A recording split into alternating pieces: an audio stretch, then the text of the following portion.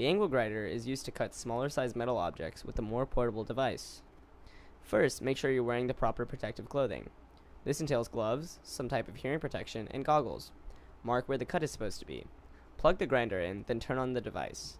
Make sure to keep both hands securely on the handle. The device will vibrate rather abrasively. Make sure to stay on the mark as you cut.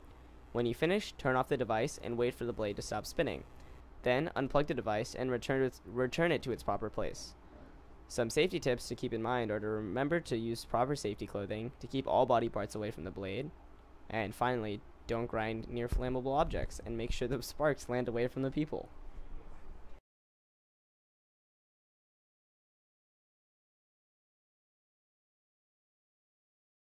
When fastening bolts, rivets, or screws, be sure to always pre-drill a hole. Use proper drill safety by clamping all your pieces of metal and keeping hands away from the drill. For bolts and rivets, the holes should be the same size as hardware you are using, while screw holes should be the same size as a screw without the threads. If you are using a screw, put a washer over the hole before screwing anything in.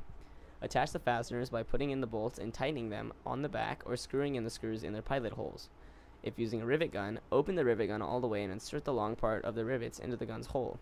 Set the thick part of the rivet into the hole you drilled and squeeze the rivet gun together until the rivet pops. It may take multiple squeezes. The purpose of the chop saw is to cut steel and other metals. It uses an abrasive blade to erode the material quickly using friction at high RPM. To use the chop saw, first make sure that the saw is in good condition before cutting anything and that the blade is fastened tightly to the rotating axle. Verify that the type of blade you are using is adequate for the thickness and type of material being cut. Turn on the saw and slowly bring it to the material. Cut the material slowly, not pushing too hard, as this will waste the blade unnecessarily and slow the RPMs considerably. Clear the blade through the material and turn off the saw. Wait until the saw has finished spinning before you leave the workplace. Replace all the tools used to the proper location. To use the chop saw safely, wear the proper safety equipment like gloves, goggles, and hearing protection. Place the saw so it is not pointing at any windows, flammable materials, or locations where people may be standing. Make sure to disconnect the blade immediately after use. Also, be careful when cutting or bending, as it might be hard to pull the bars. Get help if necessary.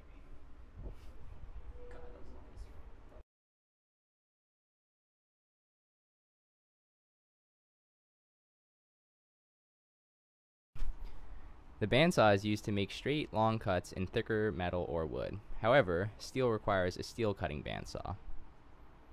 The machine can also be used to make large circular cuts in thicker materials. The first step to use this tool is to turn the saw on and let it run for a few seconds to make sure that it is working properly. Then grip the piece of material you want to cut tightly and slowly push it towards the blade. When making circular pieces, you can use a circle cutting jig. Do not twist the piece sharply because you could break the blade. Keep your hands away from the blade and use a push stick when making cuts close to the edges of your piece. Do not cut steel on a wood cutting bandsaw. Steel cutting bandsaws need to run slower in order to cut through the thicker material.